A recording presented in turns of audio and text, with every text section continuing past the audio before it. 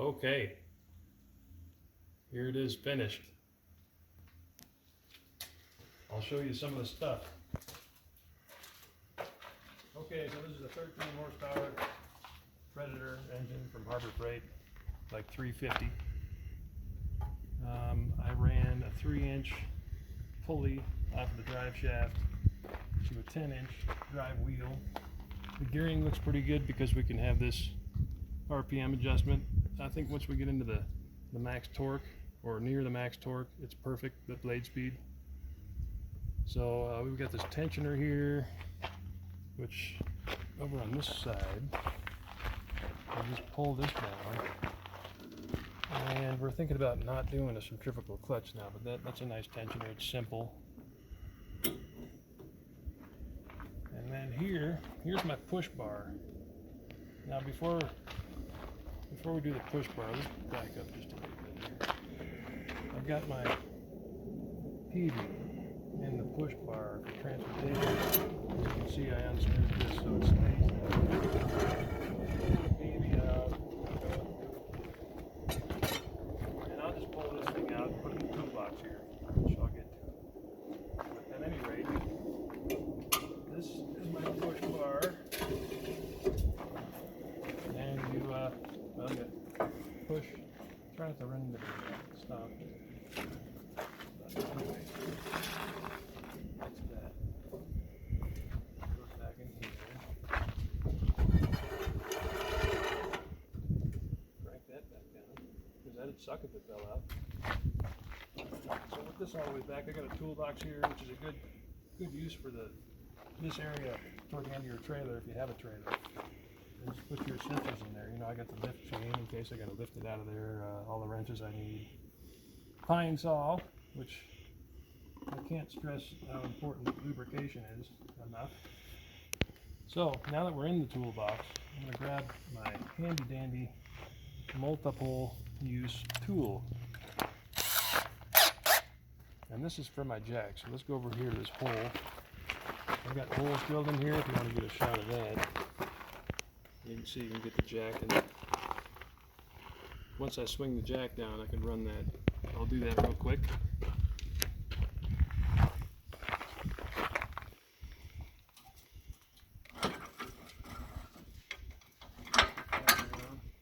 Now I'll get a shot of that. I wasn't prepared for that.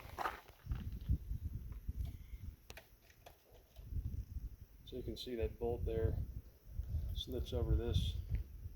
This slips over the bolt rather.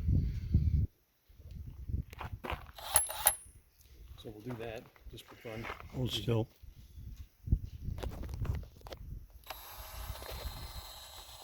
Anyways, let's get a shot down here. And just run here. Level it up, doesn't take much.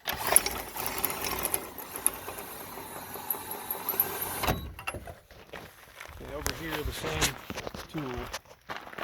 I'm using the log dogs or the clamps, whatever you call them. Got a point here, all thread here. Clamp it over, clamp at different heights. And that's my multiple tool. Pretty handy.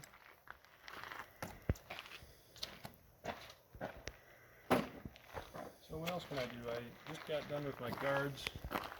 Pretty solid. I just did sheet steel that was sitting out in the woods for 10 years. I painted it, it looks okay. Up, you know. You've seen that a lot of times. And we've got our adjustable blade guides here.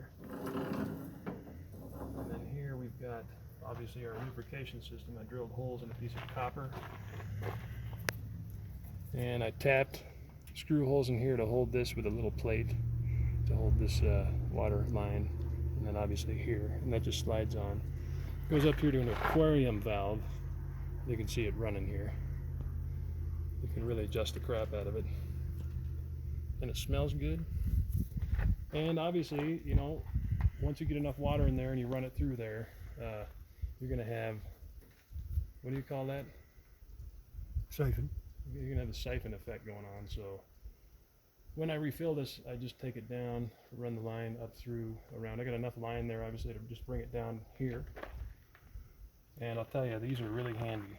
I got my tie down ready for transport. These are really handy to have. But I'm kind of tall. Shorter people might have problems with running the log dogs over here. I haven't. But yeah, you got to have lubrication. I got my Cook saw blade guides. Those are working out real good. Obviously, these are adjustable. I got these from TX Dash Covers. Larry, I don't know how to pronounce his last name, Strabush or something. But I got this idea from his primary adjustment for his blades. So I use that down here. And I noticed it kind of gets in the way a little bit, so my blade width is a little less. But man, that's an easy way to adjust all different ways. And of course, you got the up and down here. I've got bolts back here. So yeah, this is handy.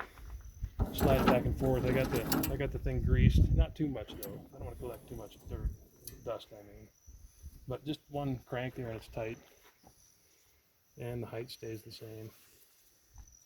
I've been through a lot of this stuff with you, but that pretty much covers it. I've got my measuring stick here. Just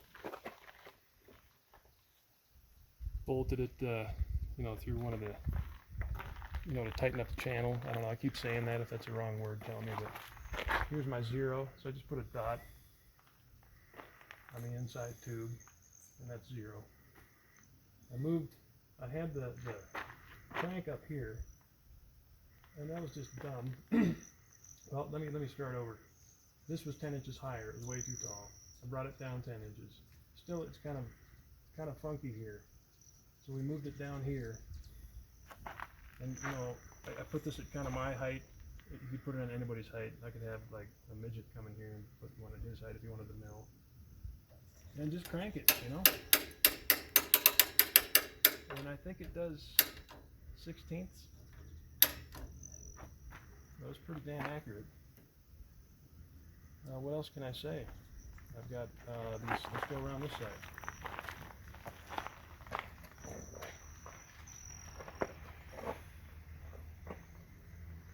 You want to come around this side here?